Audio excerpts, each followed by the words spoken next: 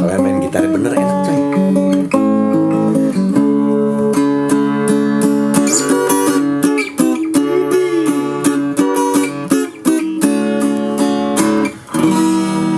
So you think that it's over,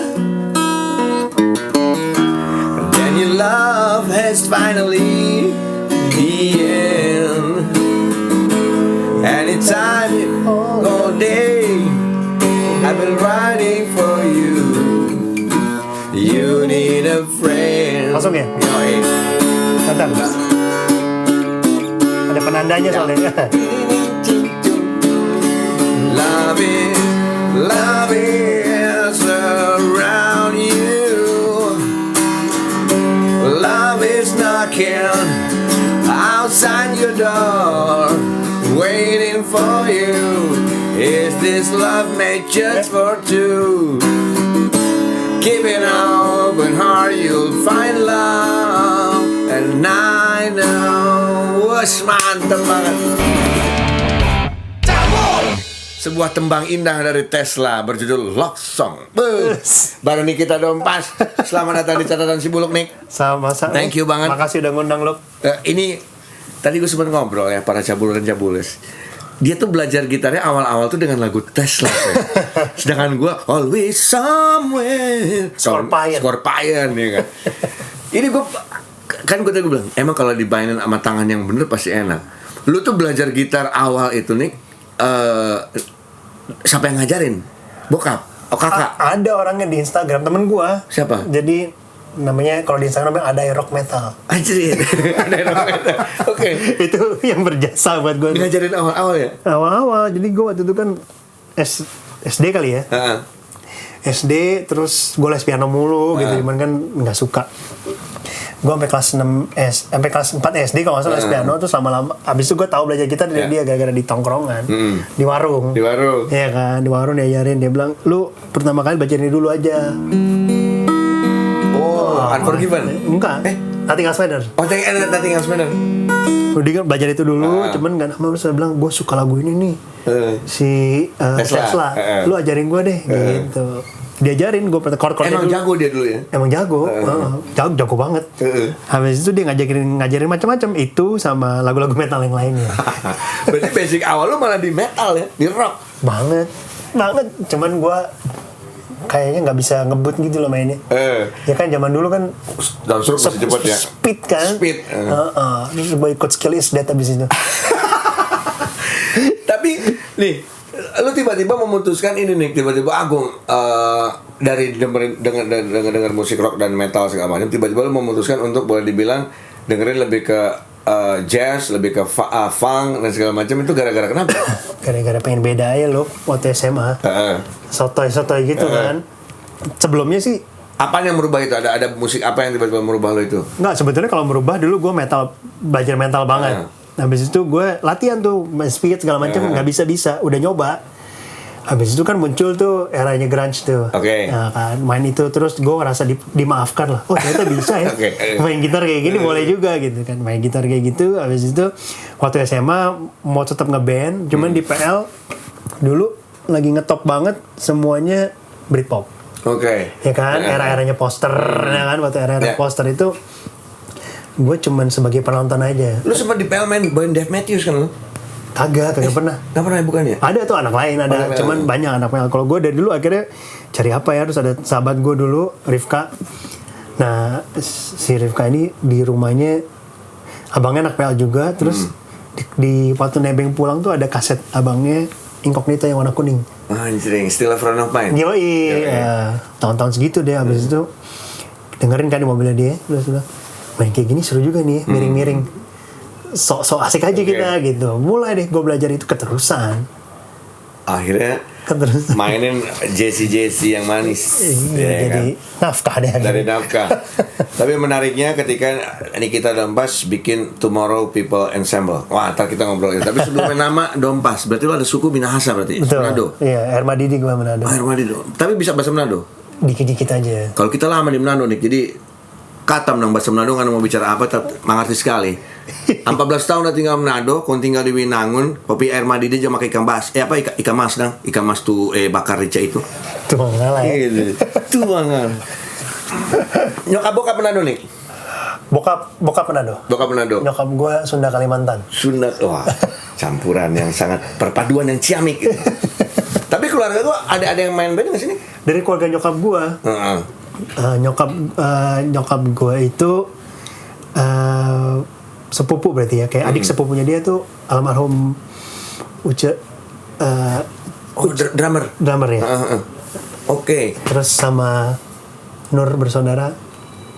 Dari mana? Tante Nur, tante ini almarhum nyokapnya Iman. Sama Iman Fatah. Nah, iya. Ternyata seputarannya darahnya seni juga. Seputaran situ aja. Itu juga.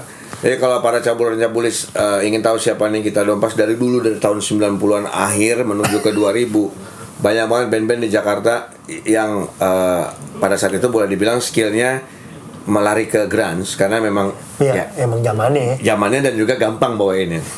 Cuma abis itu tiba-tiba banyak band-band yang boleh dibilang kalau anak kita dulu nongkrong, wah anak sekolahan nih, sekolah musik pikiran. Salah satunya gue ngeliat Nikita Dompas di awal itu yang tiba-tiba bikin band yang gila, dia Warman Thor, yang lumayan ajaib-ajaib tuh bandnya tuh. Warman iya benar. Nah sekarang lu secara band tergabung di Potret. Iya, di Potret. Yang ngajak awal siapa? Yang ngajak awal Aksan. Aksan yang ngajak. Si Aksan. Jadi karena gue kan dulu kan waktu belajar akhirnya sekolah, Aksan salah satu guru gue. Habis itu pas berapa kali gue memang diminta buat additional. Gitu main Potret sama Boris.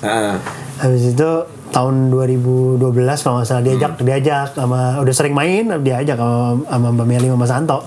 Gitu, lu gabung deh. Pas digabung gue bilang, kenapa nggak Boris aja, kan Boris udah lama. Gue bilang. Terus lu Boris kan ada bandnya sendiri katanya. Oh iya udah, gue ayo aja sih gue bilang. Mau gitu. Lu kalau di Potret kayak gitu-gitu lu lebih explore, maksudnya gini, lu ngasih masukan nggak sih ke, karena gini, Anto Hood dan Melly Guslo sudah tak bisa terpisahkan. Betul. Mereka berdua adalah arranger dan pencipta lagu yang music and lirik ada di situlah. Ketika lu masuk di Potret itu, apakah lu dikasih nada nih kayak begini lu tinggal ngisi, atau lu harus kayak Nick, lu aransemen lagi deh gini. Gue pernah jadi awalnya suruh aransemen lagi kan. Awal masuk coba aransemen lagu-lagu lamanya gitu kan. Ada aransemen yang pakai sampai sekarang masih ada, cuman berapa kali pas udah mulai coba bikin lagu yang bingung. Jadi pas gue bikin lagu pertama kali gue pernah sok-sok mau coba, kan gue anak baru. Gue mau coba si Mbak Meli, gue mau coba gue yang bikin riff gitu, nanti dia ngisi nyanyinya. Nggak jadi. Kagak jadi. Udah 3 minggu nggak jadi. Gue tanya di grup, Mbak, nggak tahu gue nggak ada ide katanya. Saya kira balik pakai caranya dia, terus dia nyanyi, kirim voice note, terus kita bikin musiknya. Jadi ngebut Jack abis itu. Jadi akhirnya dia sistemnya dia kasih nada lewat voice note, nananya, singelongnya baru dibikin musiknya. Dibikin musiknya, habis itu baru gue isi gitarnya gitu. Kalau yang album terakhir malah ada suatu kejadian di mana Aksan ngerasa gue aja ngisi gitar Nick semua. Ya udah boleh katanya. Jadi Aksan ngisi gitar semua kan. Terus aman Nick, udah kagak usah take katanya. Habis itu si Pilon. Si Pilon WhatsApp gue. Boy, lu kesini deh. Ngaco tuh Aksan isinya. Pas gue denger, gue WhatsApp dia, lu ngisi apaan ya? Gue bilang, kagak ada yang sama bagiannya, gue bilang. Tapi Anto belum denger tuh. Udah ya, Mas Anto udah denger, dia bilang. Dia kan yang ngetekin gue Mas Anto. Dia nih, lu mau aja dibohongin Aksan. Pas pikir, ini kemana dia sih? drummer aja nampak. Enggak. Tapi tadi gue bilang kan, era itu ada orang yang misalkan main yang asal yang kelihatan sama orang yang mainnya belajar. Lu sekolah di Institut Musik Daya Indonesia. Aduh. IMDI. Ini gelar sarjananya apa? Apa gitaris atau apa sih sebenarnya? Sarjana musik aja. Cuman gue ngambilnya memang sebetulnya ilmunya tuh namanya pedagog, ilmu buat ngajar. Jadi diciptakan untuk menjadi pengajar-pengajar lah. Tapi lo masuk sekolah ya harus bawa istilahnya senjatanya mesti ada nih, senjatanya piano, gue senjatanya gitar.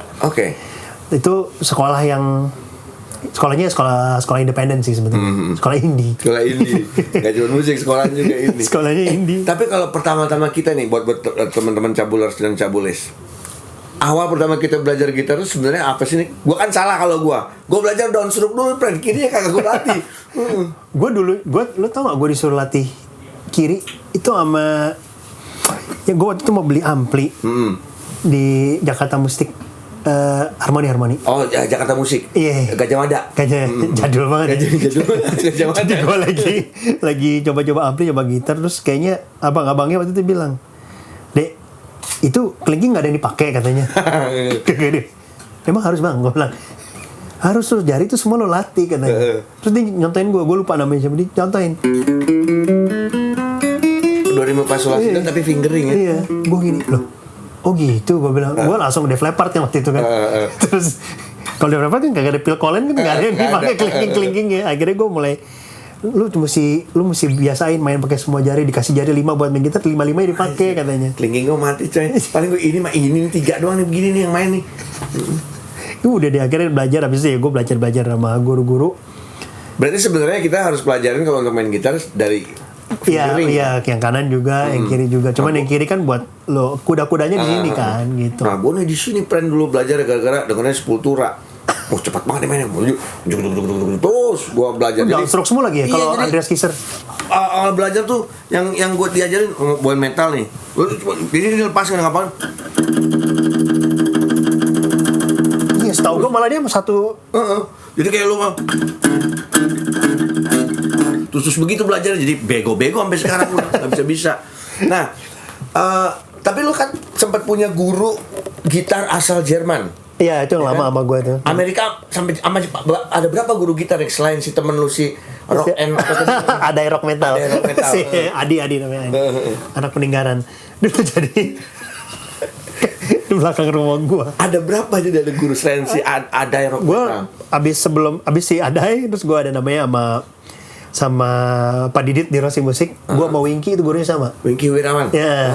Dulu gue tiap minggu tuh lesnya sesudah Winky. Oke. Jadi Winky dulu masuk Chaos Eddie. Anjir. Zaman Chaos Eddie. Radius Resist. Terus gue bilang sama gurunya, saya mau Chaos Eddie juga pak. Nah, jadi gue lama tuh Chaos Eddie tuh. Gak bisa-bisa. Akhirnya gue waktu SMA Farabi buka lagi. Oke. Itu gue dateng lah. Diem-diem datang kan. Gak boleh dulu sama nyokap bokap. Kagak naik soalnya Bray. Gara-gara musik. Gara-gara banyak main aja. Terus kan gue kan veteran. Habis itu nyokap gue bilang pokoknya kagak boleh deh gitu belajar gitu. Akhirnya gue diam-diam ke sana belajar. Gue bilang saya mau belajar jazz. Sama siapa? Ada gurunya siapa? Dia bilang ini aja nih yang suka gue liat di buku-buku. Ule Patiselano. Oke. Terus gue ketemu Pak Ula. Ditanya, kamu bisa main jazz? Bisa pak. Kayak apa? Gue main deh. Telephone of mine. Dia ketawa aja. Segitu aja. Iya pak. Kagak relain kagak. Balik lagi. Balik lagi. Habis ketahuan gue. Setahun belajar ketahuan. Nah. Akhirnya disuruh udahan sama nyokap gue. Terus lu gak belajar lagi? Gak belajar lagi. Baru gue ngeband aja. Acara-acara PL gitu. Habis itu lulus SMA, gue ketemu sama dikenalin sama temen gue namanya guru gitar Ahmad Ananda, anak 34 dulu. Nah, gue belajar jazz sama belajar baca not, dipaksa sama dia suruh belajar baca not. Oke. Gitu. Habis itu baru gue sekolah ke Daya ketemu guru gitar gue yang orang Jerman itu. Orang Jerman. Amerika juga ada. Semuanya jazz yang dipelajarin. Iya, cuman si guru gue yang Jerman itu, gue pikir gue belajar jazz terus. Nah, sebelum liburan. Sebelum gue liburan kayak midterm gitu lah. Belum midterm dia bilang, gue ada tugas sih buat lo buat kalau di sekolah musik tuh ngulik bahasa sekolahnya transcribe. Oke. Tapi ditulis note-nya. Gue minta lo sebelum masuk ini ada waktu 2 minggu gue disuruh transcribe solonya Richie Blackmore Burn. Terus gue bilang anjing susah banget nih. Transcribe-nya kagak ada jazz-jazznya. Kagak ada jazz-jazznya. Karena jazz bilang, loh itu gak ada jazz, nggak, lu mesti denger, lu mesti tahu gimana cara dia approach sama chord gitu. Itu orang dia nggak cuman skill, cuman dia ada feel. Nah lu mesti cari deh itu. Di gue kulikin, nulisin not baloknya, gitu ribet bray. Ini buat editor Bapak Bintang pas bilang Richie Blackmore, kasih gambar Richie Blackmore terus bandnya apaan ya? takutnya generasi milenial nggak tahu Richie Blackmore coy. Ya nggak? Ya gue bantuin jadi Wikipedia juga di Cabul. Ini yang edit suka males no. Nih omelin namanya Bintang Niti. Dia punya IG. Nih IG-nya nih Bintang Niti. Ya nggak? Wah ini deh. Lu kalau komplain Cabul, lu komplain ke Bintang Niti biar dia ngeditnya bener. Lu DM langsung orangnya. Pertanyaan. Nah, dapat aja lagi. Sempet lama di salah satu studio musik besar di Jakarta tahun 80-an. Gue besar di studio itu. Dulu apa? Namanya Ceres. Lu tahu kan? Punyanya Pak Marpaung namanya. Di belakang rumah gue. Terus itu gue gede, masih ada itu latihan suka nyewa studio di situ. Jadi bukan nyewa sih ya. Nyewa mungkin berapa tahun sesudahnya gitu, cuman awal-awalnya gue suka ke situ karena di sana yang latihan di Ceres itu band besar Indonesia semua. Kayak tadi Mas Ed. Ya, Edani. Gigi juga sering akhir-akhir. Tapi God Bless. Terus Kata Takwa. Nonton di situ gue anjing. Latihan orang-orang itu latihan. Itu studio itu dulu cuma ada beberapa studio yang bagus doang di Jakarta. Ceres salah satunya, One Feel, Pak Iwan. One Feel isinya tuh ya orang-orang. One Feel lebih ada banyak rocknya karena dia punya band top 40 juga kan One Feel kan? Terus ada Bakar di situ karena ngeband sama Suckerhead. Oh iya, ya benar. Ada drummer tuh Candy Luntungan. Iya. Jadul-jadul.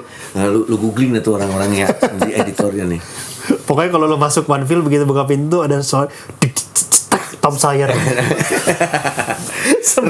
semuanya main rush. Tapi lo ini waktu nongkrong di studio itu nongkrong doang kah atau sambil belajar nih? Gue ngintip.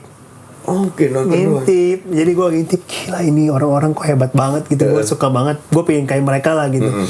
Ya udah gue sama temen-temen gue mengumpulkan nyali aja buat latihan nyewa di situ. Tapi studio kecilnya ya. Studio gedenya kan mahal dulu. Studio kecil kayaknya dulu 3 jam itu goceng kali ya kalau segituan lah, gocengan lah. Ya buat kita anak goceng mahal coy. Berasa. Dulu studio gue di Abero tuh di tempat 1.500 sama septic latihan senar bassnya 2. Cuman iya loh. Yang penting bunyi dung bodo amat. Dulu gue studio di Cepetnya juga Fatmawati, belakang ITC Fatmawati, Queen Beatles ya. Kalau selatan tuh Ray Bay kesini-sini ya. Ray Bay iya. Gue gede situ juga tuh. Dayan ya. Sama Dayan. Gitu. Waduh gila. Musisi purba nih berarti. Mulainya kecepetan kali. Terus menjadi music director untuk Sondernalin. Wah. Gimana ceritanya lo diajak oleh yang bikin acara kan. Gue di sana syukur 3 tahun gue megang di situ. MD di Sondre. Jadi dia punya special project. Jadi artis-artis nyanyi, gue aransemen. Oke. Gitu. Nah, itu di off airnya Sondre berarti? Iya. Di panggung besar ya. Oke, siapa aja waktu itu nih? Andi Rif, ada tahun kedua terus sempet Ari Lasso, Danila pernah, terus Aki, Alexa, Nish sama Syai namanya. Habis itu sama lagi Candil. Iya. Ini bunyi mulu. Siapa yang WA? Coba lihat. Bini gua. Nah, ngomong bini ntar ngomongin bini. Kepo gua kan. Jadi ini kita menyatukan 7 vokalis di Sondernalin tahun 2017 ya. Betul. Dan nyanyiin Ice Ice Baby lagi. itu iseng. Iya. Jadi waktu gue milih lagu pasti sama penyelenggaranya kan, sama panitianya gitu kan. Gue mau Ice Ice Baby. Nah tadinya Ice Ice Baby itu yang nyanyi Candil. Oke. Versi Under Pressure-nya atau versi Vanilla Ice? Versi aransemen baru. Okay. Gue aransemen. Jadi jadwal latihannya sebelum Candil waktu itu adalah Fadli, si Opa. Nah, Opa lagi nunggu dijemput kayaknya. Dalam studio duduk, terus Opa bilang, Nik, gue aja nge-rap, gue hafal. Bener loh, gue bilang gitu.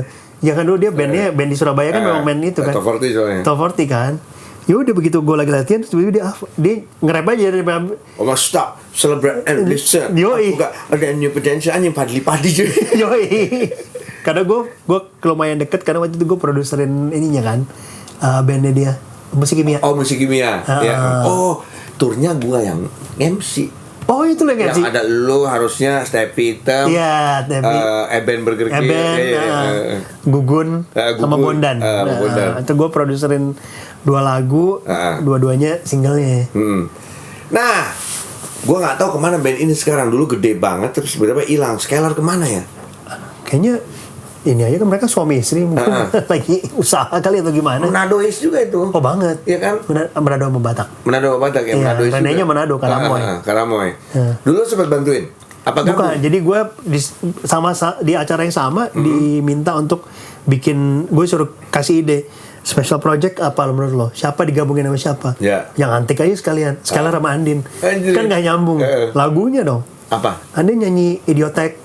Oke, terus? Terus dia nyanyi apa namanya? Nyanyi Gorillaz. Oh, anjir, digabung ke situ. Jadi digabungin.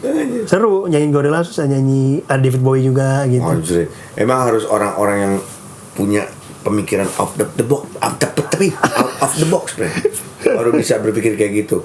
Ya enggak? Seperti pemikiran kita yang out of the box juga nih. Jadi dia boleh dibilang bikin lintas generasi dari Chandra Darusman sampai Pren Gout. Ya enggak? Ardhito.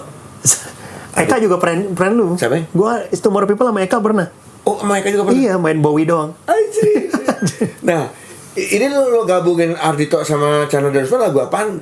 Lagu barunya Mas Chandra. Jadi gue dari tahun 2017 gue terlibat di albumnya Mas Chandra judulnya Detik Waktu. Jadi orang-orang menyanyikan lagunya Chandra Darusman.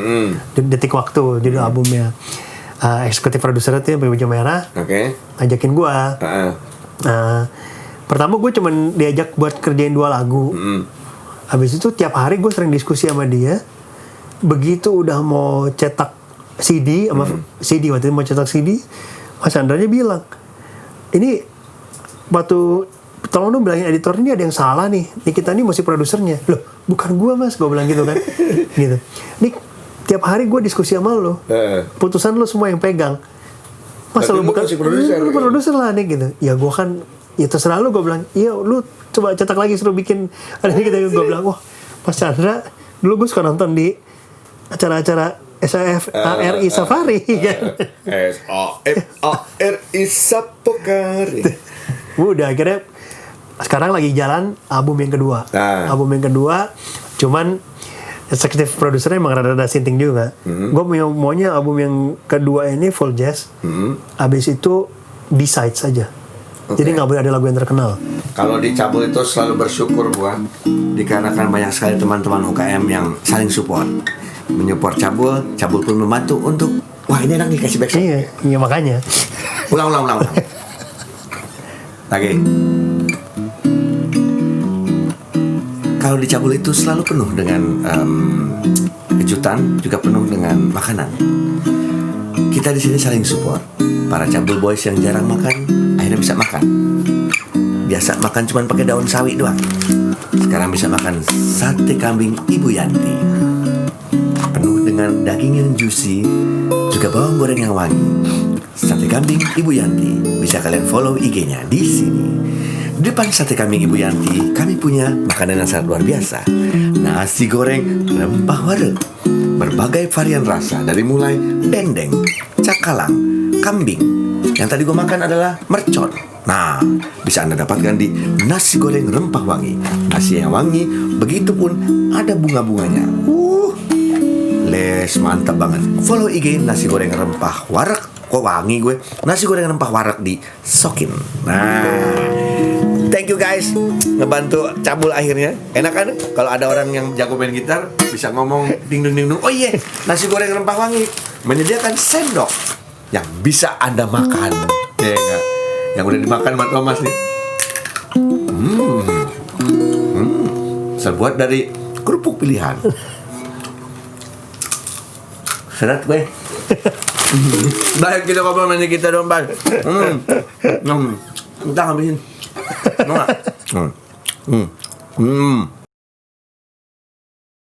Ini UMKM apa yang ini? Ini adalah bukan kangen water ya ini. Ini adalah Cabul water. Diciptakan dari doa-doa yang sangat mujarab, menyembuhkan segala macam penyakit.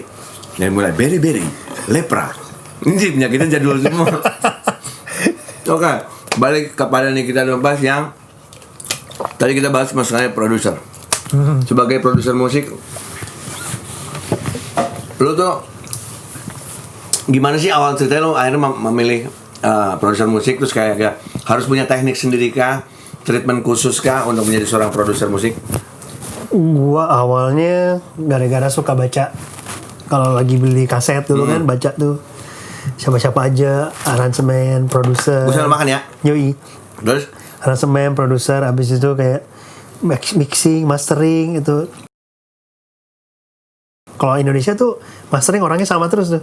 Kohok lah. Kalau zaman gua Harwi Dodo almarhum. Iya, iya benar. Jadi gue penasaran orang-orang yang kerja di belakang panggung tuh siapa sih dan ngapain sih gitu, dan lagu sama ini sih dulu suka nonton dokumenter gue suka banget, pernah yang dulu yang A Year and a Half with Metallica, lo tau nggak? Ya. Yang dia lagi ngerjain album Black sama Bob Rock ya. Gue suka nonton gituan tuh. Terus lihat mereka di studio gitu, gue pengen kayak gitu tuh, asik. Selain manggung tuh ada apa lagi sih? Cuman ya baru terlaksana abis kayaknya di atas umur 20 dulu. Yang 25 pertama kan. kali lu produsernya siapa? Pertama kali Rika Ruslan Langsung yang kelas kakap kan yang produser. Nah dia baru abis cabut dari The Groove juga. The Groove langsung bikinnya. Jadi ada yang baru cabut, abis itu gue baru mulai. Terus dia bilang, sini deh gue bantuin deh, gue bilang gitu. Itu salah satu awal dia gitu. Nah, terus gimana? Ini yang sangat awet setelah Rika Ruslan. Ini kita memproduseri istrinya teman SMA gue. Oh iya. Istrinya IP. Iya. Andin. Itu dari 2008. Nah, siapa yang nawarin? Andin duluan apa gimana? Gue yang nawarin. Jadi waktu itu gue nawarin. Sorry. Kayaknya dia dulu awalnya. Abis itu cuman nggak ada kabar. Abis itu gue follow up. Terus gue tanya. Terus gue bilang waktu itu dia abis album, lupa gue, album keempat kali ya. Terus nggak bikin album hampir 5 tahun. Terus gue bilang kayaknya kalau mau bikin sesuatu harus yang. Bentar, lu yang mana tadi nih? Gue yang ini kayaknya. Gue yang ini. Yang udah pergi. Benar, zaman susah nih ya. Berarti lo setelah 5 tahun Andin nggak rilis, lo menawarkan dia, lo kenapa nggak bikin lagi gitu? Lo mau bikin lagi nggak? Dia bilang, gue mau bikin lagi nih, cuman gue aja yang produce deh gitu. Gue aransemen, gue produce, berdua temen gue waktu itu, ya kita coba yuk gitu. Awalnya dari situ. Karena gini, berarti kan menjadi seorang produser lo harus tahu artis yang akan lo pegang ini karakternya, ya. Yoi. Selera musiknya dia. Iya dong. Ngobrol, buat gue ngobrol pertama yang paling penting. Dengerin, lo suka dengerin apa? Kalau sekarang kan tukeran playlist. Kalau dulu mungkin 10 tahun lalu gitu, 12 tahun lalu belum ada kali ya. Jadi ya cuman dengerin gue punya CD, terus habis itu gue burn. Kira-kira lagu-lagu kayak gini bisa nih buat album lo nih. Kita tuker referensi. Habis tuker referensi, habis itu cari warna yang cocok buat dia gitu. Sama siapapun lah gue kerja sama. Waktu pas dengan Musik Kimia, karena singlenya tuh lalu yang memproduseri. Betul. Bernyanyilah. Yoi. Apa nanti. Nyanyikan apa yang kau rasakan apa yang kau nyanyikan. Apa yang kau rasakan apa yang kau nyanyikan. Gue kalau kan turnya Musik Kimia gue ikut tuh dari belakang panggung buat apa yang lo ikutan juga karena mic MC ada di gue. Lu ikut nyanyi. Nah waktu sama Musik Kimia itu mereka ngasih referensi ke lo atau lo kasih referensi ke mereka? Sama-sama kasih referensi. Jadi waktu itu udah ditentuin kan lagunya apa. Lagunya lagunya dua-duanya yang gue produce tuh dua-duanya single 1, single 2. Nah yang lagu pertama dan bernyanyilah itu di email ke gue, demonya itu bentuknya kayak lagunya Coldplay yang apa Stars? Fix You. Bukan. Like a na. Star gitu. Apalah gitu judulnya gue lupa. Pas gue dengerin lagunya kayak nggak kayak gini deh. Harusnya gitu. Gue ngobrol. Waktu itu gue workshop pertama ngobrol sama Stephen sama Opa. Opa tuh Fadli ya? Fadli, ya ngobrol sama. Waktu itu Mas Rindra belum, masih di Kalimantan. Jadi gue ngobrol sama Opa sama Mas Yoyo, bertiga sama Mas Yoyo, kenalan, ngobrol. Habis itu ditanya, menurut lu gimana nih? Nah, kalau menurut gue lagu ini mestinya aransemennya sih dalam kepala gue nggak kayak gitu. Gue kenapa katanya, gue pengen kekinian gitu. Oke, kekinian sih oke menurut gue. Mungkin kita bisa secara sound bisa kekinian, cuman gue ngeliat, gue dengar spirit lagu ini tuh Indonesia tuh udah lama banget nggak punya lagu kayak Rock Bergema. Udah lama banget nggak punya lagu kayak Semut Hitam atau Kehidupan yang lo bisa nyanyi rame-rame di bagian tengahnya, atau enggak kalau bulenya kayak Quiet Riot, Come on feel the noise, Come on feel the noise, atau enggak kayak Twister gitu. Udah nggak ada lagu kayak gitu, lagu-lagu yang dinyanyiin di arena lah. Terus gue menawarkan, ide gue tuh kayak gini, terus gue mainin. Nanti bagian sininya tuh ada lirik yang dinyanyi berulang-ulang. Tadinya liriknya udah jadi pas mereka kasih? Udah. Ingat nggak awalnya logo itu kayak gimana nadanya? Ada sih di email kayaknya deh. Tapi gue lupa. Mesti gue cari sih ada. Pelan berarti tadinya? Nggak, tempo sih sama. Cuman kalau yang lagunya apa sih lagunya Coldplay? Tadi. Gue jadi penasaran. Ayo, sampai penasaran nih. Jadi gini, karena gue kalau ngelihat produser-produser di Indonesia banyak banget produser-produser keren yang akhirnya bisa memproduksi sebuah band luar biasa. Superglad pun gara-gara tur Musik Kimia, melihat Musik Kimia setiap lagunya diproduksi oleh salah satu orang produser. Superglad sempat mendapatkan kebuntuan di album Terangkan Dunia. Dari situ gue memutuskan kita ikutin kayak Musik Kimia yuk. Kita bikin lagu-lagu, abis itu kita kasih ke orang-orang untuk mereka produksi lagunya. Akhirnya rilislah single High yang diproduksi oleh Iga Masardi.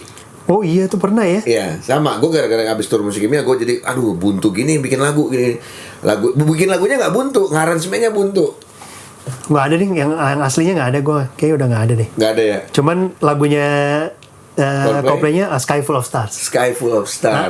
Nah gue nggak denger itu, gue bilang. Terus gue dengernya pengen kayak gitu. Jadi modernnya sejauh apa si Stephen sama ada bagiannya yang tengah tuh gue bilang gue pengen drumnya tuh stylenya kayak Everlong. Gitu. Foo Fighters. Apa stylenya, terus warnanya gitu. Lagu udah jadi nih, terus gue masih merasa ada yang kurang. Setelah udah ada vokal tengah-tengah, gue bilang gue minta izin nih, gue tuh pengen ada suara keyboard, tapi Hammond lah, gue bilang gitu. Hammond organ deh. Siapa dia bilang gitu. Akhirnya gue minta Hari Anggoman. Anjir, oke. Itu baru old school tuh. Gong 2000. Gue telepon, Om, gue lumayan deket kan, suka main bareng kan. Gue rekaman gue tuh banyak banget Om Hari yang ngisi. Kalau gue produsen orang selalu telepon, Om Ei, bisa nggak? Bisa kah? Gue bilang gitu. Oh sikat Pace, dia kalau ngomong gitu kan. Gara-gara dia suka main sama Glenn, akhirnya gue suka satu panggung, suka ngobrol, dan gue masih ada saudara jauh dari sama dia tuh. Terus akhirnya, Om Ei bisa bantu kita kah? Bisa. Ini buat siapa? Ini buat Musik Kimia. Binatang macam apa lagi tuh katanya. Ada kalau ngomong kan gitu kan. Ini ada grup, mantan padi, dia bilang gitu kan. Mantan X dia bilang. Mantan X nih, coba kita dengar lagu. Wah, ini mesti bawa binatang Hammond nih. Dia bilang kan. Akhirnya si Stephen waktu itu, ya udah boleh deh, bawa itu deh Hammond tuh ke Slingshot. Begitu dia ngisi, Om Hari itu ngisi buat gue. Karena dia memang udah pengalaman udah nggak usah ditanya deh, dan bahasanya dia tuh kan karena dia orang Manado Timur gitu. Jadi kalau gue di recording booth tuh gue bisa ngomong Om Cakar stop Cakar lagi sini Om, sikat Cakar semua Pace, semua Cakar apa blues John Lord kah dia bilang. John Lord keyboardis di Purple. John Lord kah? Iya, John Lord semua sampai habis. Sikat Pace ini rock nih katanya. Jadi wah, mestinya beta pakai jaket kulit katanya. Om Hari boleh juga tuh kemarin ya. Wah, ngobrol-ngobrol tuh. Seru lu. Itu orang yang sangat senior dan gue sangat. Dan kalau lucu banget parah. Makanya kita undang Om Hari Anggoman kali ya kesini ya. Iya, wah kocak banget. Kita berarti undang itu. Lihat gue nanti undang. Terus dia itu, dan dia kan suka karena mop gitu kan. Nah, jadi anak-anak Musik Kimia tuh dengerin mopnya dia terus. Coba Om cerita dulu dong. Dulu. Nah, ditanggap jadinya. Ditanggap gitu. Nah, karena gini, kita ngeliat kalau misalkan band butuhnya sebuah produser di band itu, Itu sangat penting untuk menjaga egoisme dari para personel juga ya. Ya bisa. Bisa jadi tuh egoisme para personel yang terlalu tinggi yang akhirnya harus ditengahi oleh seorang produser. Orangnya objektif lah. Ya.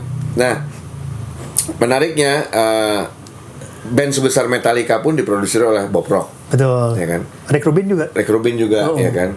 Bahkan di era-era era-era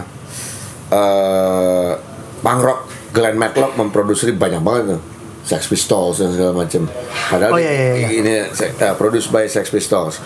Makanya buat anak-anak zaman sekarang terutama, memang sih sekarang udah zamannya digital ya, jadi fisik udah jarang ada. Tapi kalau bisa ada rilisan fisik, belilah rilisan fisiknya untuk lo koleksi. Kenapa? Karena informasi orang di belakang layar itu ada di credit title sebuah CD, piringan hitam, kaset dan segala macam. Betul banget.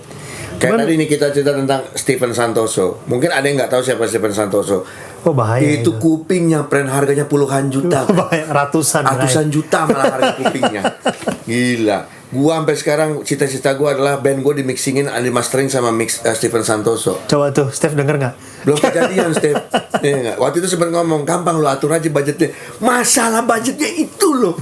Yang diatur itu loh ya. Diaturnya itu. Tapi ya, kalau ngomongin produser gitu ya, ngomongin Metallica lagi. Gue suka banget Metallica dari album 1 sampai ya Black aja. Ya, bener. Mohon maaf. Gue juga terakhir sampai Black dong sih. Nah, cuman maksudnya gini, gue bukan, buat gue kan orang banyak banget yang nggak suka Bob Rock. Ya. Gue juga bukan ngefans sama Bob Rock, cuman lu bayangin waktu begitu Bob Rock megang, lu bisa dengar suara bass. Ya. Gitu loh. Itu yang dulu kan, maksudnya secara komposisi Metallica sih nggak. Sampai akhirnya And Justice for All retake bass. Iya. Karena aslinya di album And Justice for All bassnya kagak ada, friend, sama sekali. Kasihan Jason. Bassnya tuh gitar. Kasihan Jason Newsted di situ. Anak baru juga lagi. Baru masuk, bassnya kagak kedengeran. Nah terus mengenai Bob Rock. Iya, maksud gue kan banyak yang nggak suka karena memang ya setelah itu gue juga kurang suka sih kan secara musik gitu. Cuman ketika dia bilang Metallica tuh musik kedengaran pemain bassnya gitu, dia bottomnya tuh ada gitu. Nah itu gue langsung oh iya benar juga ya. Jadi dia ngeliat musik secara holistik lah. Ya. Kalau produser dunia yang lu idolain siapa? Gue suka Rick Rubin. Ini masih produser player yang ini. Gue suka Rick Rubin. Habis itu Rick Rubin gue suka banget sih. Banyak ya yang dia salah satu yang paling mempengaruhi gue lah. Rick Rubin dia tuh banyak banget loh, Metallica. Lintas genre dia. Kemana aja dia. Justin Timberlake iya, ya, Metallica Justin Timberlake iya. Juga. Terus Dixie Chicks juga. Ya, Dixie Chicks. Gitu. Nah, ini ada produser yang sangat player sih buat gue ya. Produser yang paling paling sopan ngomongnya, ya kan. Dan selalu memakai baju yang sempat dilempar ke keteknya. Kasih ke gue, ini baju Jawa, yang baju batik Jawa yang dia beli 8.000 doang ini di pinggiran Malioboro. Gitarisnya Ultra nih. Ya kan. Bener gak sih? Ultra. Iya bener kan. Terus udah gitu pencipta lagu handal, si produser player Denny Casmala. Ini kapan lo sama Denny Casmala? Ini minggu lalu. Belakangnya. Apa lu itu? Itu gue. Oh lu? Gue itu minggu lalu di Prambanan ya? Prambanan minggu lalu. Ini Prambanan menarik sekali karena kemarin saya baru ngobrol-ngobrol bersama Pamungkas. Yang ternyata Pamungkas baru saja main di Prambanan dan mati lampu. Hujan terus kebasahan. Terus dimatiin. Iya harus. Kalau nggak kesetrum berjamaah aja. Nah itu kalau jazz enak kayak gitu. Wah super glad man. Main di Klaten. Tuh ada videonya kalau nonton di YouTube. Lagi nyanyi mati lampu, pang hajar bleh, baru megang ke mic, petung mental pasti. Mental asli, untung gak mati. Itu minggu lalu mas. Nah itu di Prambanan itu gimana sih lo Prambanan Jazz Festival berarti kemarin? Iya kemarin. Dibikin virtual, hybrid. Jadi manggung, musisinya datang ke lokasi, terus di shoot, abis itu cuma live streaming. Oke. Gitu. Nah tapi abis hujan diterusin lagi. Abis hujan, kalau gue hari pertama tuh, pertama sih aman sentosa. Hari kedua yang hujan tuh, kayaknya di stop ya setahu gue. Iya, hari keduanya jadi nggak diterusin ya. Jadi kayaknya ya, kalau nggak salah ya. Ini yang sangat menarik adalah kerjasama dengan seorang biduan yang sangat luar biasa, Reza Artamevia. Yoi. Ya memang disayangkan belakangan kemarin Reza sempat terkena kasus kembali, ya kan? Tapi kepleset nih. Iya, cuman seorang Reza Artamevia ini boleh gue bilang adalah salah satu biduan yang nggak mungkin tergantikan sih dari mungkin sih. suaranya. Luar biasa. Belum ada pengganti Reza Artamevia. Lo bisa kerja 2020 nih. Ini baru ya? Ini Januari. Sebelum pandemi banget nih. Sebelum pandemi. Januari 2020 Reza lagi tur-turnya nih. Lagi gila-gilanya. Gara-gara kan biasanya kan kalau Januari kan gini kan, ya kan, November, Desember. Ini gue bingung pas gue mulai ngemdiin Reza, gini kagak ada liburnya bagaimana? Gue senang juga sih. Cuman Januari tuh biasanya nggak ada kerjaan, tiba-tiba dia tetep aja biasa aja. Lu bisa kerja sama Reza gimana nih? 2018 waktu awalnya. Itu dia kan sempat ngilang, terus mau comeback. Ya, waktu ikut Beraja Musti ya. Kayaknya ya. Habis itu dibikinin ada promotor bikin konser di Palas. Oke, anjing, tempat murah tuh. Murah banget di Palas. Bikin konser di Palas, habis itu dia bilang gue pengen lo nge-MD-in. Oke, terus gue ketemu sama dia ngobrol.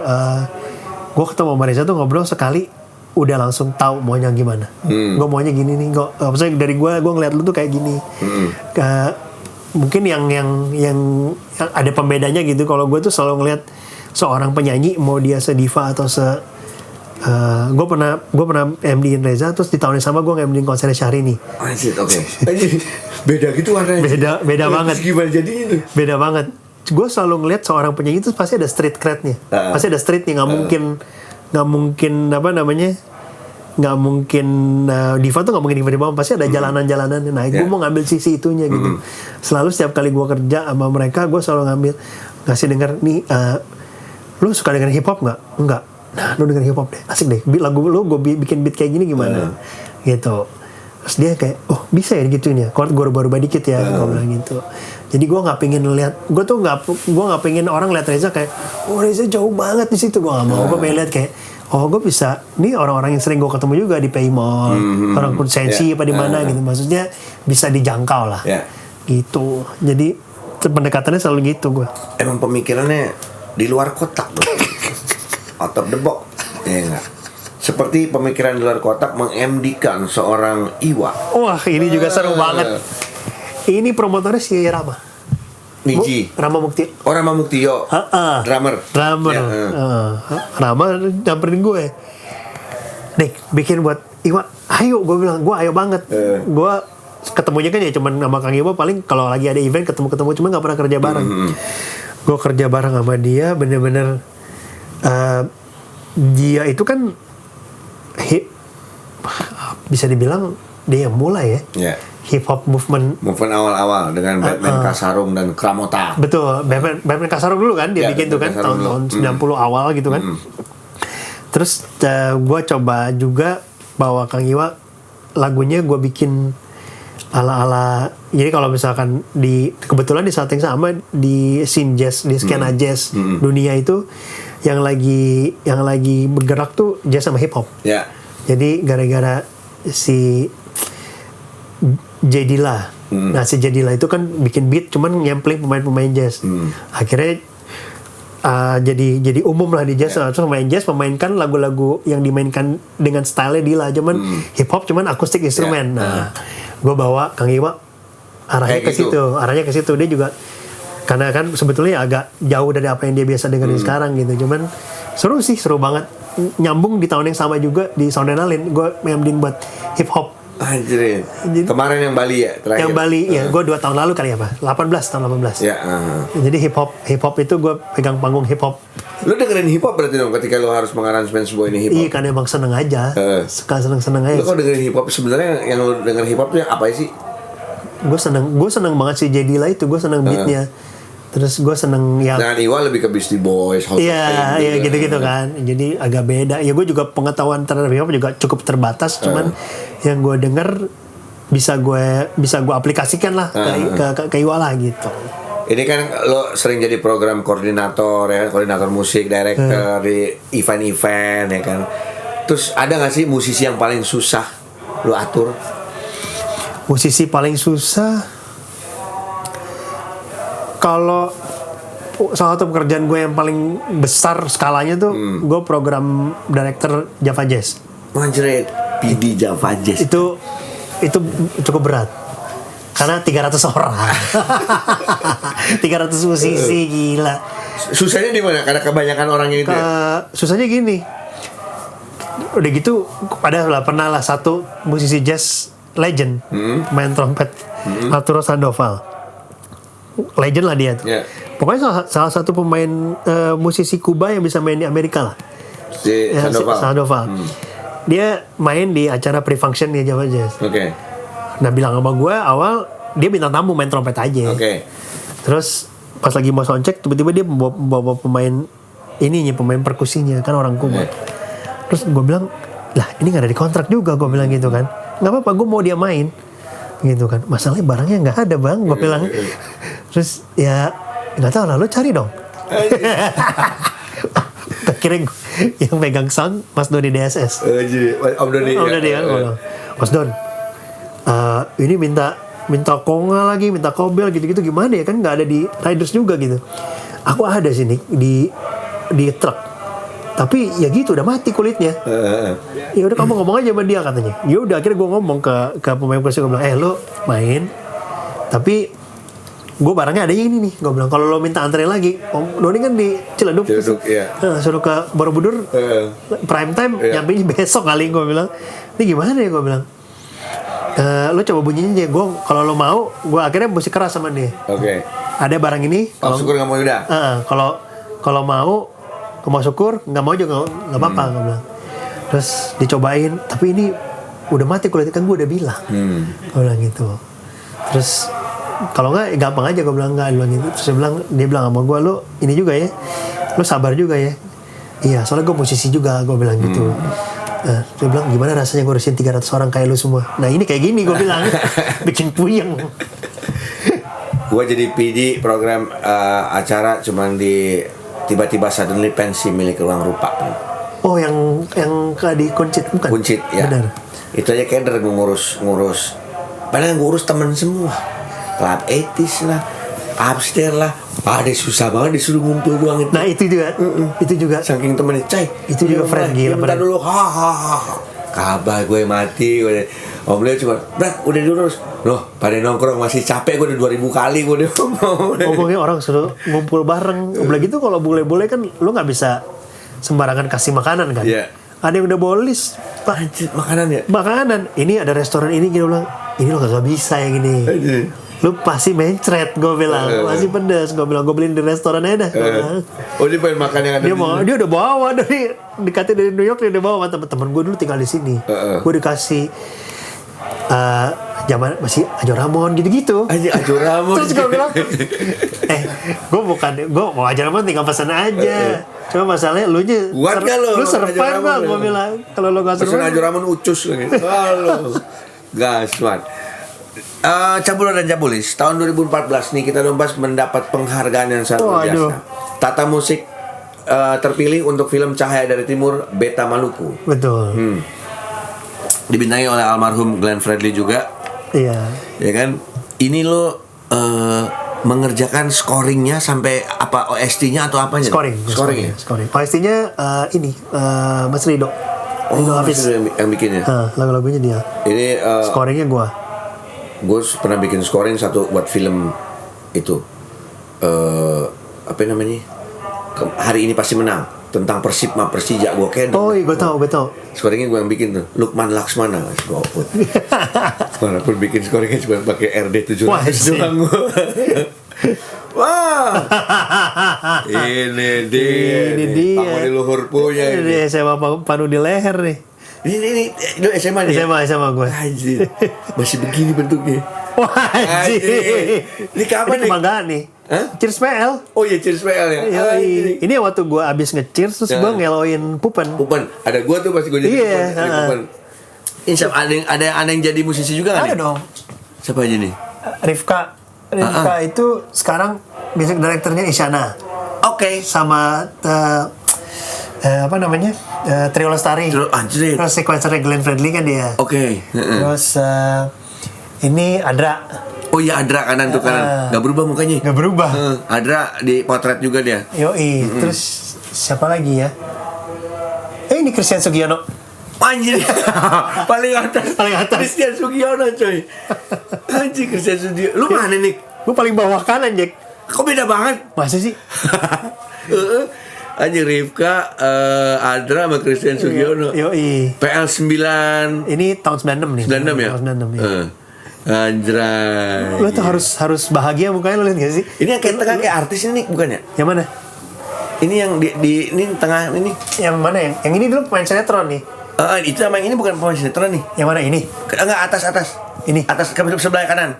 Ini. Oh iya main ADC. Iya makanya kan. Iya. Main Sorry. ADC kan? Iya, Ricky. Jadi Borne. Iya kan, gue main ADC, gue ingat banget jadi penjahat. Iya, yang benci ADC 1. Yang benci sama Niko. Pokoknya yang gebukin Niko Siaan, gue ingat banget. Niko Siaan, Nikola Saputra. Niko Siaan mah piramida ya kan? Karena lagu pas digebukin lagu yang gue nyanyiin. Oh. So what to be papi pico, beda banget pica pico. Nah, itu gue nyanyiin tuh lagunya. Lu ikutan di soundtrack ya? Soundtrack itu. Nyanyi yang truly madly deeply hate you. Jadi gue inget wah mukanya. Gue diajak kehormatan sama Meli itu sama nyanyi satu lagu full Selamat Bahagia.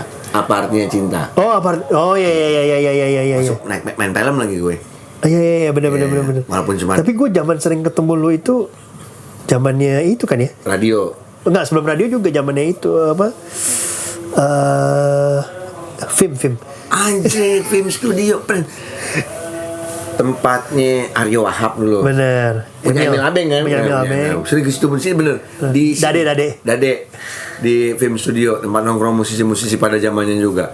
Gue kenal nih kita Jombas dari situ. Terus kemudian dia punya band yang sering pernah main di gue bareng Jimmy di Trax FM. Soleha. Iya, itu Indra Aziz. Sama Indra Aziz. Terus tiba-tiba bikin Tomorrow People Ensemble yang mengcover lagu-lagu metal menjadi jazz. Iya. Ada yang lu ingat gak lagu metal yang lu jazzin? Metallica apa waktu itu? Yang paling sering gue bawain itu dulu. Bukan Entertainment? Kalau itu yang masih Soleh. Oh, Soleha ya? Kalau yang Soleh kan lebih jam. Ini juga kalau si Tomorrow tuh banyak kan main Radiohead dulu. Oh, tapi tapi dibikin akustik, dibikin jazz gitu. Terus Aphex Twins. Anjir. Terus apa lagi ya? Ya biasa lah, Led Zeppelin gitu-gitu. Nah, terus di era-era banyaknya rilisan kaset di tahun awal 2000, 90-an akhir awal 2000 merilis Susu. Ini baru keluar lagi nih. Susu di ini apa namanya di digital. Oh, lu remake untuk ada di Spotify dan segala macam. Ini kan rekaman masih pita nih, Jack. Ya. Tulisannya 99 rilisnya, rekamannya sih 97, ada yang 97, ada yang 98. 1 2 3 4 5 berapa tuh? Kalau nggak salah 9 orang tuh. 4 sama benar. 9. Semuanya masih main musik. Siapa sih itu? Ini kan si Rifka itu. Rifka. Brian sekarang Silon Seven. Ya. Oh, Brian itu dulu. Sekarang Sila ya. Gua. Terus yang kiri udah gak ada si Abi itu Thor. Oh, Thor sama Warman dulu ya. Andra. Lea Simanjuntak. Oke. Terus sebelahnya Amar Malik dulu. Betul. Trompetnya. Sama terakhir si Putri udah enggak ya. Amar dulu main trompet di Malik. Bener. Sama bikin band ska. Gue nyulik Amar dari Jun Van Gang Fu. Oh, yang bikin drummernya kan dulu si Iya si Albert Wali Ya setelah Albert keluar diganti Wali. Oh. Yang bikin Jun Van Gang Fu Albert duluan awalnya. Oh gitu. Sama si Vicky. Vicky KBB. Vicky yang kagak tua-tua. KBB kan dia. KBB sama Farid. Iya. Drummer gue di Tomorrow People si Zulham itu dulu KBB dulu. Oke. Terus dia beli drumnya Wali. Yang Rogers. Yang piccolo kecil. Enggak, yang Rogers yang old school. Terus dibeli lagi sama Wali, dibeli lagi sama dia. Anjing, ternyata band yang dibikin sama dia si Susu itu menjadi musisi-musisi yang dikenal di ranah musik Indonesia. Waduh. Ini princess rumah gua nih. Nah, tadi kan udah bunyi tuh klunung. Papa di mana? Papa udah makan. Papa di mana kok belum pulang-pulang? Nah. Lo kalau ke anak lo kasih dengerin apa nih? Anak gua tuh kayaknya jiwanya ini banget, old school banget. Dulu dia sempat ada eranya dia bertanya, lagu kamu paling favorit apa? Pemuda siapa? Cashero. Anjir. Dia dengerin dari mana itu? Dari gue kan, gue suka iseng-iseng. Abis itu dia suka juga. Sekarang gue sih bebasin dia dengerin apa aja ya, terserah dia lah. Tapi dia sukanya gitu James Ingram. Wah anjir. Umur 9 Jack. Umur 9 tahun dengerin James Ingram, friend. Nggak sekalian Aljero, lebih jadul lagi. Makanya gue bingung. Gara-gara gue suka pasang kan iseng-iseng, terus pernah duet sama gue nyanyi itu Just Once gitu, duet-duet. Just Once. Gila. Umur 9 tahun. Itu makanya suatu saat tuh pasti dia otaknya out of the box tuh. Akhirnya dengerin musiknya yang nggak cuman gitu-gitu doang. Tapi memang loh, sebagai orang tua atau siapapun kita mendengarkan musik ke anak atau ke adik kita gitu, kita terreferensi pasti dari orang yang lebih tua dari kita. Kayak gua bisa ngerti musik dari kakak gua, dari om gua dan segala macam. Kalau nggak, gua nggak ngerti. Mau nggak mau, anak gua pun mau nggak mau misalkan dia dengerin musik awal-awal ya dulu waktu kecil ya dengerinnya Social Distortion, Stray Cats dan segala macam. Stray Cats juga. Karena emang gue ngefans Brian Setzer dan segala macam. Ya, akhirnya jadi juga joget-joget rockabilly waktu kecilnya kayak gitu-gitu. Mahal friend, Brian Setzer mau gue datengin waktu itu. Wah datengin dong. Mehong. Orkestranya ya. Padahal udah trio juga nggak apa-apa deh gue bilang gitu. Mahal juga ya, mahal banget ya. Itu gosip loh, Java Jazz mendatangin Brian Setzer kan dulu kan. Karena udah koresponden sama agent lu juga. Itu gua lumayan juga ya gue. Kok sampai dia datang naik haji gue akhirnya. Gue maksudnya makanya pas waktu di Java itu begitu kan, gue 3 tahun nih udah bantuin gitu. Nah itu gue mau coba jembatanin bahwa musik jazz tuh ya nggak gitu-gitu nggak gitu-gitu doang gitu. Maksud gue pasti kan kalau kita bikin festival kan juga mesti mikir ya duitnya harus ada. Jadi harus cari yang namanya gede buat mayungin, karena musisi jazz juga kan pasti harganya jauh di bawah oleh yang musisi pop. Betul. Pastinya. Nah, jadi kalau misalnya dapat yang pop, buat dapat tiket udah masuk, kita bisa agak terserah milih-milihnya gitu.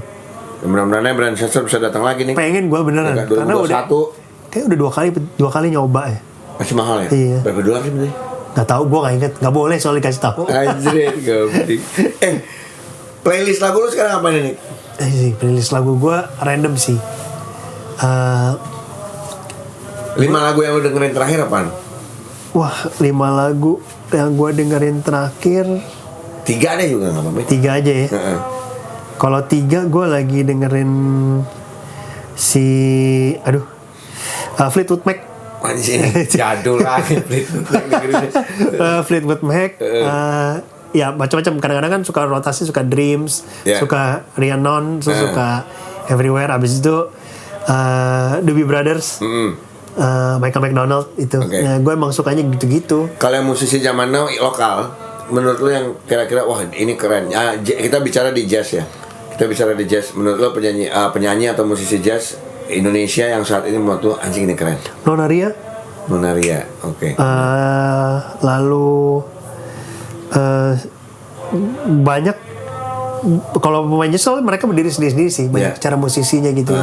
Cuman kalau gue kemarin produserin kan ini boleh nyebut brand gak sih? Boleh. Kemarin kan ada tiap tahun kan MLD bikin MLD Jazz tuh. Nah itu gue produserin 2 album. Nah itu gue dengerin mereka tuh gila-gila semua sih. Edan semua ya? Edan, Jack. Makin beda dari era 2000 awal ya. Terus sekarang tuh anak-anak jazz itu yang terakhir gue produce tuh mereka lagi gila-gilanya menyambungin antara jazz sama gen. Sama gen? Iya, lu nanti gue kasih denger deh. Drop B. Gue kasih denger ya. Dengerin, kita dengerin nih. Jazz sama gen, friend. Ini gue yang gen jazz. Udah gitu gue yang ini nih. Kalau bagian sini gue aja ngisi ya, gue bilang. Anjir. Produsernya pingin juga tampil. Tadi lu. Gue baru tahu nih. Jazz dengan gen. Berapa ya? Bentar. Gue nggak habis pikir, lu bayangin. Oh nih. Senar. Kan depannya jazz nih. Oke.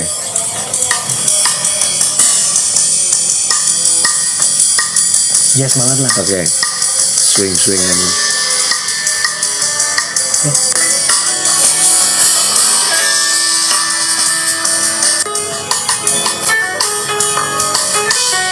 Jazz lah ya.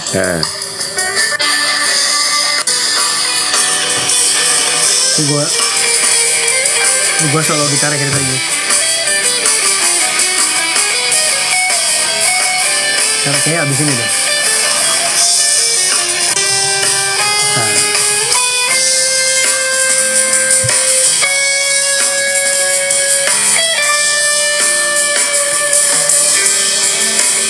Amat.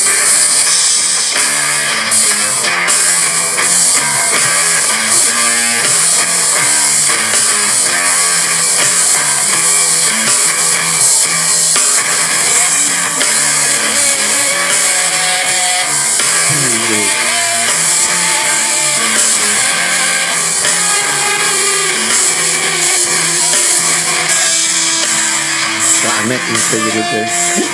Ini anak-anak zaman sekarang. Anak zaman sekarang. Anjir. Iya. Gue juga gini, buset, bisa kepikiran gitu ya. Gen digabung sama jazz, walaupun gennya nggak dengan drive-nya gen ya. Iya, karena memang tetap aja harus ada bahwa ini nih jazznya gitu. Nah, karena kalau drive-nya gen kan memang lebih deep jeng-jengnya. Iya. Jadi dengan low dong itu dapat langsung. Itu lucu juga sih. Besok gue bikin Stoner Jazz.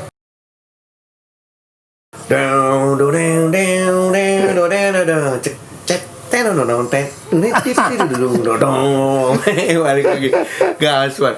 Luar biasa ngobrol-ngobrol gue bareng Nikita Dompas. Thank you banget ya Nik. Sama-sama. Sukses selalu. Makasih udah ngundang lu. Sama-sama, gue thank you banget udah ngobrol-ngobrol, sharing seputar. Gue bisa belajar banyak dari lu.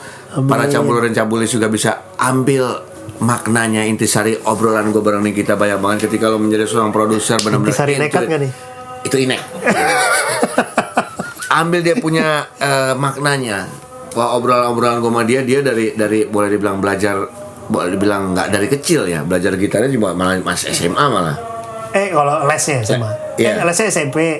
Belajar gitarnya itu umur 11 kali ya? 11 tahun. Iya, 11 tahun. Jadi emang dia sudah menjalani dunia musik dari dia umur 11 tahun, Bren. Akhirnya ditekunin sama dia. Akhirnya menjadi seorang produser, seorang musisi yang handal, yang kompeten. Asik, kompeten.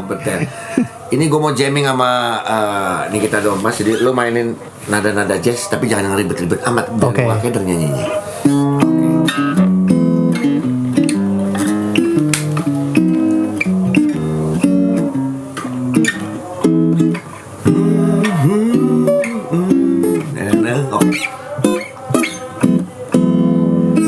Jangan lupa untuk subscribe, like dan komen, dan juga share. Jangan balik jempol lu pade, nanti gua kesumpahin biji lu kebalik.